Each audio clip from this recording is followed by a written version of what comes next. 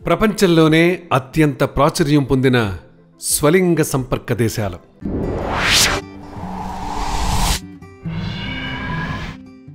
ప్రతిరోజు వారి హక్కుల కోసం పోరాటం చేస్తున్న స్వలింగ సంపర్కుల గురించి వింటూనే ఉంటాం. స్వలింగ సంపర్కుల హక్కులను చట్టబద్ధం చేసిన దేశాలు ఉన్నాయి. మామూలు ప్రజల్లాగే వారికి కూడా చట్టబద్ధమైన హక్కులున్నాయి. అయితే కొన్ని దేశాలలో వాళ్ల హక్కుల్ని నిషేధించారు.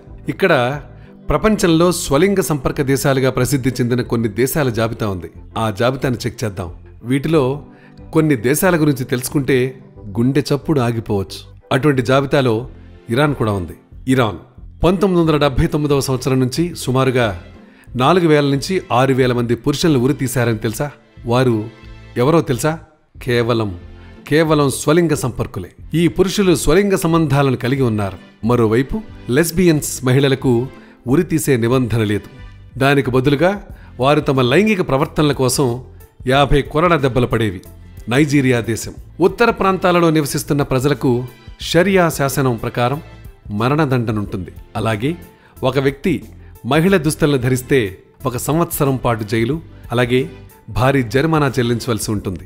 సౌదీ అరేబియా ఈ దేశంలో ఒక వ్యక్తి ఒక స్వలింగ సంపర్కి అని కనుగొంటే అప్పుడు అతను 100 కొరడా దెబ్బలు, బహిష్కరణ, అలాగే కాస్ట్రేషన్ దోషిగా నిర్ణయిస్తారు. అదే వివాహం చేసుకుంటే బహిరంగంగా రాళ్లతో కొట్టి చంపుతారు. టర్కీ ఈ దేశంలో స్వలింగ సంపర్కం చట్టవిరుద్ధం కాదు, కానీ ద్వేషపూరిత నేరాలు మరియు ట్రాన్స్జెండర్స్, స్వలింగ ప్రజల హింస భయంకరంగా ఉంటుంది. అనేక మంది స్వలింగ సంపర్కులు 89% ట్రాన్స్ స్త్రీలను దాడి మరియు నిర్బంధించి పోలీసులను బ్లాక్మెయిల్ చేస్తారు. డొమినికా అమర్యాదగా లేదా చెత్తగా ఉండే స్వలింగ సంపర్కులకు 10 సంవత్సరాల జైలు శిక్ష విధిస్తారు. అదే లైంగిక కార్యక్రమాల్లో కనుక పాల్గొంటే 25 సంవత్సరాలు జైలు శిక్ష విధిస్తారు. ఆఫ్ఘనిస్తాన్ ఈ దేశంలో హానర్ కిల్లింగ్ అనేది ఒక సాధారణ సన్నివేశంగా ఉంది. తల్లిదండ్రులు వారి పిల్లలను ప్రత్యేకించి స్వలింగ సంబంధాలలో నిమగ్నమై ఉన్నారా లేదా అని ఆలోచిస్తూ వారిని అనుమానిస్తూ ఉంటారు. ఇక్కడ న్యాయ వ్యవస్థ చాలా అధ్వాన్నంగా ఉంది. పురుషులు యువకులతో లైంగిక సంబంధాలను కలిగి ఉండటానికి అనుమతి ఉంది, కానీ ముసలి వాళ్లతో మాత్రం కాదు. ఇది వినటానికి చాలా వింతగా ఉంది కదా. ఇక ఇండియా మన దేశం స్వలింగ సంపర్కం 2009లో చట్టబద్ధం అయినప్పటికీ ఇప్పటికీ భారతదేశంలో ప్రజలు వారి హక్కుల కోసం పోరాటం చేస్తూనే ఉన్నారు. హిజ్రాలు కూడా అంటాం వీళ్ళను మనం. హిజ్రాలు కూడా అని పిలుస్తుంటాం. హిజ్రాలు రోడ్డుపై అడుక్కుంటూ ఉంటారు. అంతేకాక వారు దేశంలో జరిగే హింసాత్మక నేరాల్లో సులభంగా బాధితులవుతారు.